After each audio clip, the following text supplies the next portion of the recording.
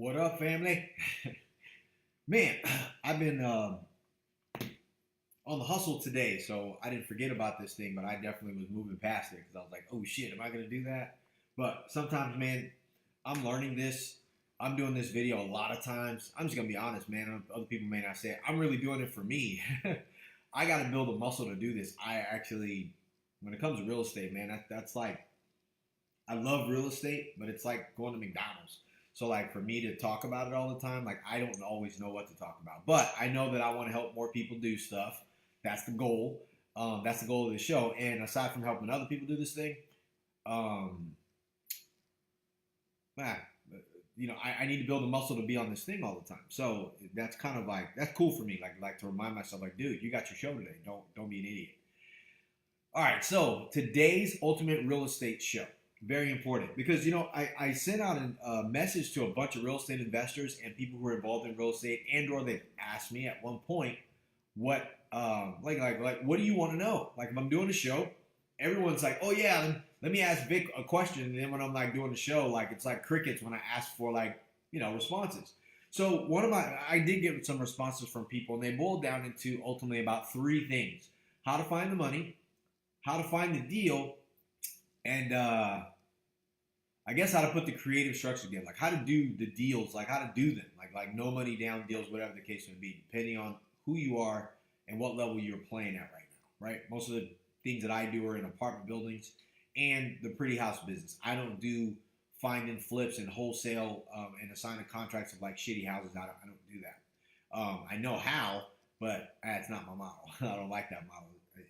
It's a congested model. So brings me into my question. My cousin Shantae asked the question. Let me go to it. Wait, let me find it. All right. She asked windows of opportunity in real estate, like knowledge of trends for investors. What are the knowledge of trends for investors? So I'll start with that. There's no all the trends. I guess as it relates to a trend in my mind, they've all come back. So most of the stuff that everybody's doing right now has been done since the 1920s. During the Great Depression, when banks and stuff like that foreclosed on a lot of properties, people lost everything. The flipping of contracts, which is called assignments, everybody calls it, I don't know what they call it now, like wholesaling or whatever. But it's assignment of contract. Like I said, basically you're getting a contract on a property. It was done with farmlands. It was done with a bunch of different stuff, and it was done by a lot of different people. That's how people were they were just taking control of sites. And I have a motto, M-O-T-T-O, that says sometimes control is better than ownership, depending on the market. So to answer Shantae's question, like this massive trend that's going on right now of find and flip, get a property under contract and sell it to some other person, like I think it's a trend. I mean, everybody likes it. I don't. I started off there like 20 years ago, getting properties under contract in a down market and then selling my contract to renovator, contractors, people wanting to fix up stuff. I think, and this goes out to Shiny's question, like I believe you should know how to do everything at the time. Right now, if you're not flipping, you should. You should learn how to do it. You should be versed in this. This is the best time for you to learn when things are good. Because I can tell you, if you wait, like prime example, if you guys understand real estate investing, like there's short sales, there's all kinds of stuff, right? Right now, wholesaling is hot. So, wholesaling or assignments of contracts are hot. So let's say everyone's like, there's no short sales. Well, you better go learn how to do short sales, because when the burn off happens of you being able to sign a contract and you have to get into short sales, you may not know how to do it. You're going to screw them up. Banks aren't going to work with you. You're going to be like, oh, this doesn't work. And there's going to be this next wave of all these people who know how to do short sales like myself that run around and start teaching it. First, they're going to make money off of it. They're going to make enough money where people ask them how did they do it. Then they're going to start making money off the people and teaching them. Man, that's just how the game works. That is the real estate trend. So, Sean, really to answer your question, whatever's going on right now that you see a lot of, learn it. Because the next thing that's going to come, you can add that on to the thing that's next popular. So let's say short sales become popular. If you get a short sale in line, you also need to know how to sign the contract to your short sale, because you may not be able to do a double closing, whatever the case may be. You may just need to, hey, I'm going to sign my contract to someone else, something else, but I'm going to help them negotiate the short sale, and that's how I'm going to get paid once it's approved. So you got to stay ahead of the trend. You can't ride trends all the time. Look at trends for what you need to learn next if you don't know them. That's my answer to that. I talk about all the time. The next, I believe, and I'm talking about this, I've been talking about it, the next wave of real estate success for most investors are going to come from irresponsibility. There's going to be a lot of people who got a lot of free money. I don't know why my collars bother me, man. Does it look like a floppy dog ear? It's like it's bugging me. But the next wave of people that are able to get this cheap free money, they got great credit, but they don't have the experience when the market turns, man, they're going to be out. I buy a lot of property from people like that, which is why I focus on the pretty house business. So if you ask me what I would fight for people to learn, which I believe is something that will never go away, there will always be middle class families, middle class properties, nice properties. Look at all the development going on right now of properties that are very nice, very good. And when people can't afford them anymore, not because they can't afford the mortgage, but because the market for them, their internal economy, like how much money they make, shifts and changes. They're going to want to sell a property at a time when the property may not be worth anything. There may not be any equity. So there's the next wave. Their level of responsibility may change, right? So they may be responsible now and irresponsible later. And like, look, I don't care what happens. I just want out of this thing. I'm moving on.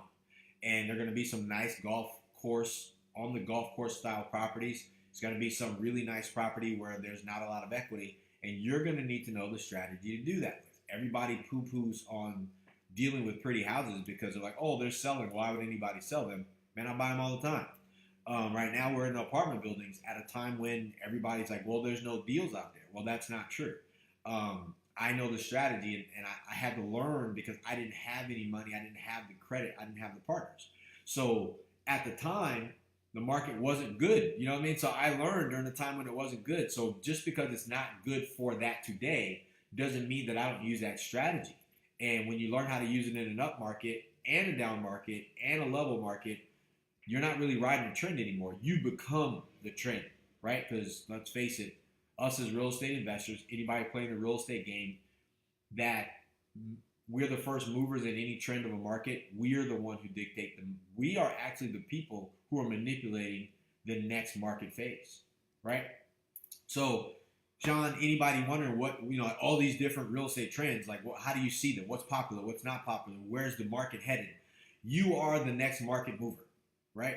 Every time we get a property, whether it's a good property, good market, bad market, we actually raise the value of that property and sell it primarily for the highest price that we can, and everyone around us benefits from that. So we are actually the trendsetters. And the times that we actually do well is when people become less and less responsible for their full responsibilities. Sometimes it's getting rid of a good house. Sometimes it's letting go of a bad house. Sometimes somebody dies and they don't want to deal with that property. You got to know all of the strategies: creative financing, how to tie the properties up, assignments, options, wholesale, retail, master lease options, master lease singular, creative commercial financing. You got to know how to do all of it, right? So that way you can survive in any market. You aren't surviving because of the trend says you can make money, and as soon as the trend's over, you go back to your regular job. That's how people fail. That's how real estate investors fail. That's how people who have good jobs go to seminars, leave there and go back to their jobs because they're like, dude, I don't have the time, money, or energy to do that, because they just got on board because they saw a fast way to make money, not a way to become a professional. I'm a professional real estate investor, and so should you be, right? So, man, I hope that answers questions. I'm not going to stay on long because, like I said, that was the question. I have already done something about how to find the money. We talked about that, how to find money. Be great at finding good deals. And how do you be great at finding good deals? Know your strategy. So which trend is, which is the top trend right now? Which one should you watch? What are all the different trends in real estate? Trends are just strategies that real estate investors are using at the time, and everyone jumps on the bandwagon to do that. That's how you have this dip in the market. Really, it's not the homeowners that are creating the dips. It's the real estate investors who are uneducated about what really needs to be done. And they don't bother to get educated on the next thing that they could be doing because it doesn't warrant them at the time, and nobody's actually pushing it. I've always pushed a couple of things. Pretty houses, 72 deals, get the deed. Doesn't matter. I love those. And I've always pushed multifamily. Hey, what's up, Gustavo? I've always pushed multifamily commercial properties, creative financing, different ways to be able to get into those, as well as traditional and non-traditional finance, so far as hard money lending, bridge financing, all the other stuff. If you understand how to play that game, you'll never be without a game to play. That's just real. So if you're going to be the ultimate real estate investor, you need to know how to do all of it. Creative financing, non-creative financing, how to find good deals in bad markets, how to find good deals in good markets. You need to be a player in this game, and the only way can you do that is you need to be the ultimate real estate investor. That means you need to know all of it, right? Like a freaking MMA fighter, right? You need to know all of the skills. So, hey, what's up, man? How do you find apartments? Hey, what's up? Marketing the same way that you would do everything else. You could get a list from the title company. You can get a list from the tax assessor's office. I tend to go with properties who have been owned by 3 years or more, or 3 years recently. I think that their goals may have become a nightmare if they weren't skilled, right? Or I look for people who have owned their property for 20 years or more because their tax shelter may be running out, because with apartment buildings, they can only depreciate their building for, I think, 27 years. If it's commercial, I think they can depreciate up to 29 or 30 or something like that. So it really just depends, but that's how I do it. Or you can look for properties that are held in trust that the trustee is transferred over time. Like if they've held it for a long period of time, and you can take a look and say, whoa, same trust, different trustee has transferred. Like, because they can transfer a trust and it needs to go on record sometimes because you got to have a point of contact. That may be an older owner that's passed on, and their kids are managing the property as trustees now for the rest of their brothers and sisters. And if you find out who that is, they may be willing to say, hey, look, we are getting older. We're ready to get on with our lives, because I got a deal like that. And I got a couple deals like that. Aside from that, if you're going to go with apartment buildings, you can look for properties, and there's not a lot of them anymore. Some of those new apartment building owners that just got into the situation, maybe they're running out of funds or undercapitalized, they don't have a lot of money. You can talk to them about doing a master lease of the whole building, and when you get it leased up from, everyone says that lenders are doing it. I'm not finding like lenders like to see 85% occupancy, or some of them will have a problem with meeting criteria for lending. Just say, hey man, if you're under 85%, I can't do it. What if we do a master lease? I take over management, you get what you're getting now, and I can prove to the lender that I can get this thing done, and we exercise the option to talk to the lender. But while you're doing that, you start romancing lenders and bringing them out. Show them what you're doing during the time. And once you have a property, even if you don't have it locked up, like we said, we talk about how to find the apartment buildings, dealing with someone like that, just talk to them. Don't go try to get a 200-unit apartment building and do that. Go for the mid-sized properties. I think the sweet spot of any property is a single or a double owner, and that's usually going to be between high price market. I can't remember. I think you're in Sacramento, right? But high price market is going to be that 10-unit to 20-unit, usually one or two owners maybe, and those are the people, because you want to be able to talk to two people. As you get, higher price markets, it's more, someplace like Texas or something like that, you can have a 60 to 80 unit deal, and it's a syndicated deal, so you got one person to talk to, so you can still do that with them. But primarily, go for the smaller doors, so that way you can say, cool, let me just get, okay, good. That way you can say, man, I'm going to get 10 to 20 unit deals in this market, so I can control the rents, because I have enough units, and I have enough sites to control to where I can hold somebody's attention. But you can't do that. That's how you find them. You got to go after those. High price markets they're just not a big, huge complex that somebody didn't pay like 50 grand for, like, as you can see, because we're working on one now. So yeah, man, I hope that helps. Like I said, the tax assessor's office, I personally go to like companies like Old Public Title and talk to them about bringing deals and stuff like that when I close, and potentially seeing if they can help me get a farming list, and I just target the owners like that. That is the simplest way. I just keep hitting them in the face over and over again every month, sometimes every 2 weeks with postcards. And if I can get, like I said, because when those postcards come back, boom, I basically put them in a bag, and I go back and I scrub my list down, and I just keep mailing them and going from there. So how is investing in SAC different from investing in different cities? Because I might be interested in that. Honestly, you're just running your numbers differently. If properties where you live at, because I go through the same thing now because I'm in San Diego, right? And I learned this in Hawaii. So like if you're looking at properties of 200,000 a door, and you're like, say you're looking in Texas, then you just check price per door. So let's say their prices are 60,000 a door for B class, C class properties, but the rents are comparable, right? So you may be paying a two bedroom over there, maybe 600 to 1,000, and a two bedroom over here, maybe like 1,500 to 1,700, depending on what city you're in.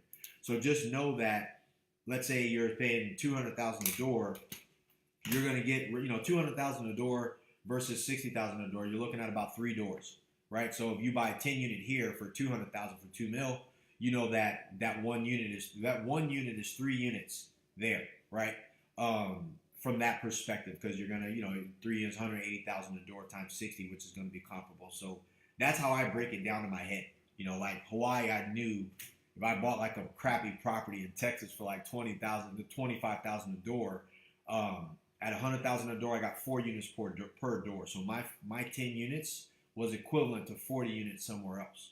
And did it make more sense to have 10 units in my own backyard than 40 units somewhere else where I got to fly back and forth and have management issues? It did, especially when those 4 units were the equivalent of, that 1 unit was the equivalent of 4 units as it relates to rents were concerned. So I was getting the same cash flow as I was had I had 40 units some other place with less management intensity, and it was in my backyard. So some people don't like that. I do. I like higher price markets. I like the lower cap rate markets because I know every $1 turns into $20 on my property. So if I raise rent, I'm good, right? If you raise rent some other place where it's like where it's 7 and 8 caps, then you don't get as much of that forced appreciation. So I can be a lot more creative in what I can do. So just something to consider. Like I said, you can always refinance your high price market property here and take that down payment to one of those places because, again, you got more bang for your buck. But that's the difference. And I'll be honest with you, man. And we've talked. Something I've been doing lately is just committing to saying, hey, look, if someone calls me for a deal, I will fly out the next day and walk the site, make sure it's what I need, meet with the broker, and fly back to California the next day. I'm going to make sure that I'm first in line. I get noticed first. And that's another way, so then you understand what you're looking at instead of looking at it from here and valuing it and say, oh shit, that's really cheap because our properties are 10 million, you know what I mean? As opposed to something over there is like, 1/3 of that, or, I think we made an offer on it was like an 80 something unit building in San Antonio. We made an offer for 3.9. They rejected it. They wanted more, but based on the income, that's what I saw. That's what I was willing to do, knowing I got to fly back and forth. So it really just turns into, at that point in time, numbers are the same, but you have to really map them out as it relates to price per door, rents, the difference of cap rates. But cap rates are not as important to me when I look at a property as opposed to what I think I can do with that property, raise the rents and force appreciation quickly because I'm a value add player just like you, man. So, yeah, man, did you have any more questions? Anybody have any more questions about that? I hope that helped. Because I really do want, like I said, I hope this really is helping. All good.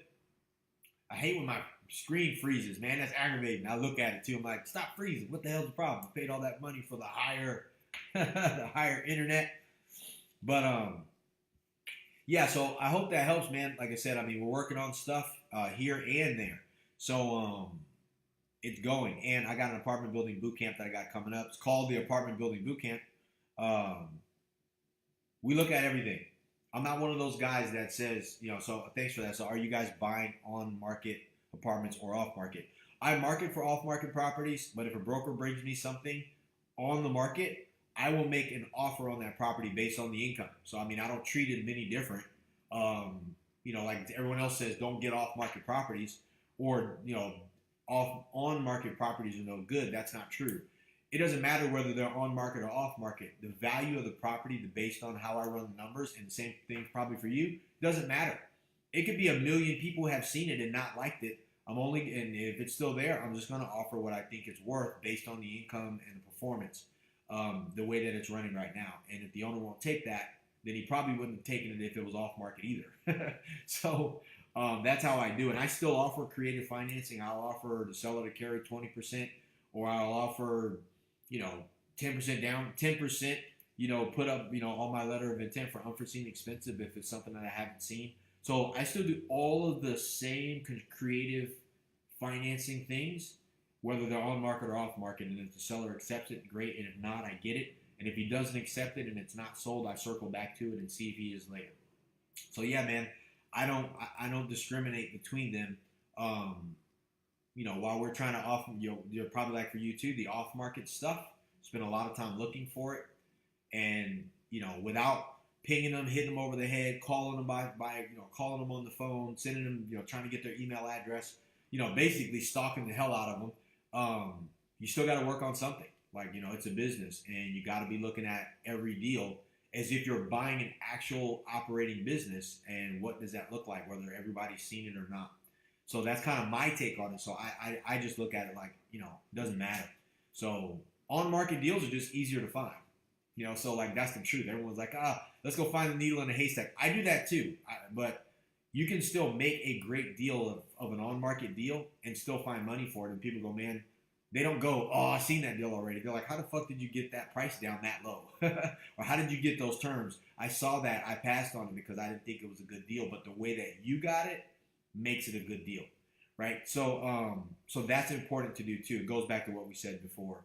You have to learn all the different strategies to make a deal a good deal in any market. Then you can become a valuable, you can basically become an asset to all your people, your investors, your bankers, your partners, things like that. Which you do a good job of that because you found some very good deals around where you're at. So does that answer that question for you, man?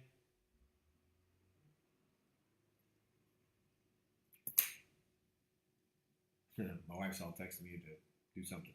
But man, I hope this helps. I really do. There's like a crazy lag, I'm sure, inside of this. But man, if you need anything, by all means, like I said, you have my cell phone number. Reach out to me. I'm easy to find. You can private message me. You can text me. You can call me. Whatever the case may be, I'll help out as I can. I got an apartment building boot camp coming up. It's going to be here. I'm in Oceanside, but it's probably going to be closer. It's probably going to be in the Laguna area. So when people want to fly into there, we can make that thing happen. It'll be I always want to make it big, but it's going to be really who's serious about coming down, flying in. It's only a one-day thing. I don't believe you should spend 3 days learning this. I think you can get it all crammed in one day on a Thursday and be back home to your family by the end of the night, and you hit the ground running with your business on Friday, because that's what's up. Okay, good. Working on mixed-use property, trying to convert from office to studios. Is that complicated? Man, I'll be honest with you. I have not done that, so I can't really give you an honest answer on that. Your best bet is to find an attorney. Hey, what's up, Daniel? Find an attorney that works on converting mixed-use properties to office to studios, and say, hey, I got a deal. I'm working on this deal, and could you take a look at it and tell me if there's something that I'm missing? And tell him that. And then when he says, no, it looks good, or yeah, you're missing this, it's like, hey, who do you know, maybe one of your clients that would be interested in partnering with me on this deal?